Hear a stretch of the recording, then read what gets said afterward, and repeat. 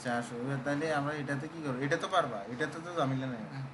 তাহলে এটা কপি করে এনে নিয়ে আসি, একটা কাজ করবো, এগুলো ডিলিট করে দিব।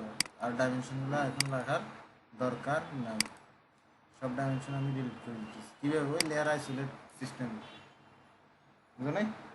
আমরা ওই যে ইয়ে হ্যাঁ, যেগুলো আমি সিলেক্ট করব, ভিতরের দিকে চাপ দিলে ভিতরে উঠে চলে যাবে এদিকে। হ্যাঁ যেগুলো আমি সিলেক্ট করব, মানে ধরো আমি এখানে যে ডাইমেনশনগুলো ধরছি, আবার দেখাচ্ছি, ধরো হ্যাঁ এটা এইগুলো আমি ডিলিট করবো, তাহলে এগুলো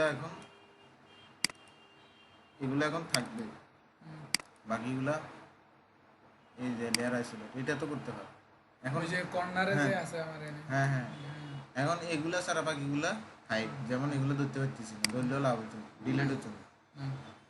ডিলিট করতে হবে আমাদের, এগুলো ধরিস ডিলিট করে দিই, মানে একসাথে ডিলিটের সুবিধা, নাহলে একটা একটা করতে হবে, সময় লাগবে না। শেষ করে দিলাম।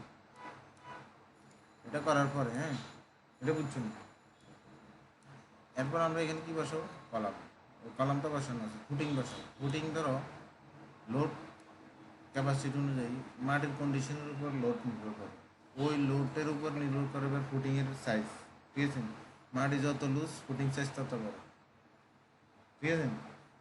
তাহলে ধরো এটা যদি আমি একটা হিসাব মতে ধরো দোতলা ফাউন্ডেশন এটা, এবং কি এটা দোতলা ফাউন্ডেশন আর হচ্ছে মাটির ক্যাটাগরি মিডিয়াম, ওই লেভেল ধরে তোমার একটা আইডিয়া আন্দাজ করে করতেছি আর কি, যাই হোক।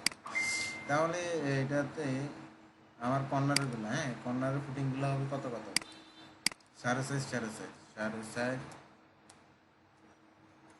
4.5, কেমন? নাম কি? ফুটিং ওয়ান দিলাম, কর্নারগুলো ফুটিং ওয়ান দিলাম। ফুটিং ওয়ান কীভাবে দিতেছি? F1 আর ফুটিং মানে F1, ওকে দিলাম। সাইজটার একটু ছোটো করে দিলাম, সিলেক্ট করলাম, কপি করলাম, ঠিক আছে? এইখানে এটা বসা দিলাম। কোথায় বসাচ্ছি দেখছো নি? এটা একেবারে কলামের মিডলে, সুতার না, ঠিক আছে নি? কলামের মিডল, কলমের মিডল ধর্ম কেমনি? হ্যাঁ কলামের মিডল ধরবে এমনি। যদি তোমার এখানে শো না করে, আমার এখানে তো শো করছে দেখছো, হ্যাঁ এইভাবে একটা লাইন টানবা, আবার প্রত্যেকটাতে এইভাবে একটা লাইন টান রাখবা, আগে ভাগে লাইন টান রাখবা, তারপরে এইখানেও একটা লাইন টান রাখবা, ঠিক আছে? মিডল ধরার জন্য এটা সিলেক্ট, কফি, মিডলটা এখন ধরা হয়ে গেছে। এখানে আসি মিডলটাতে বসা দিবি, ভিডিও করেন না? মিডলে বসা দিছি, ওকে মিডলে বসা দিছি, শেষ। পরে এগুলো চাইলে ডিলিট করতে পারো, বা দাগ থাকলেও কোনো সমস্যা সবগুলোর মধ্যে ফুটিং বসানো এক সাইজের না। এই সাইডটাতে না বসেছি একটা, মানে মানে এই সাইড, সাইডে সাইডটা এই সাইডটাতে হ্যাঁ একই লোড আসছে, এদিকে একই বসাচ্ছি। এখন আমি সাইডেরগুলা, ধরো এই সাইডেরগুলা কত করে দিতে? 5 করে দিই, যেহেতু এই সাইডে একটু লোড বেশি, কমানো হবে, ঠিক আছে? তাহলে 5 করে দিই, 5 ফিট। এটা হচ্ছে কলাম ফুটিং কত? 2। সেমভাবে মিড পয়েন্ট ধরে করতে পারবে না? আমার তো মিড পয়েন্ট ধরা লাগতেছে না, আমার তো এইভাবে শো করবে, শো করছে, বসাই দিচ্ছি।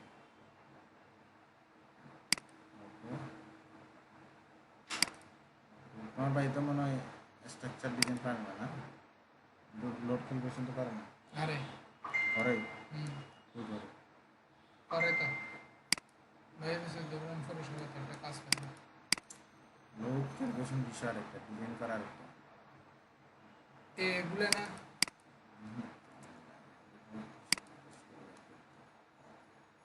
লোডের বিষয় অনেক অন্য রকম আছে। আচ্ছা মাঝখানে আছে দুইটা, তাহলে মাঝখানেগুলো আমি দিচ্ছি কত? ফুটিং 3, ফুটিং 3 সাইজ কত? 6.5 6.5, ধরো একটু বড় তো, মাঝখানে চাপ বেশি, লোডে বেশি, এই জন্য 6.5 ফিট 6.5 ফিট। ওকে, এটা হচ্ছে কত? কত? 3। ওকে, এটা কপি করো, কপি করে এটা কোথায় দিব?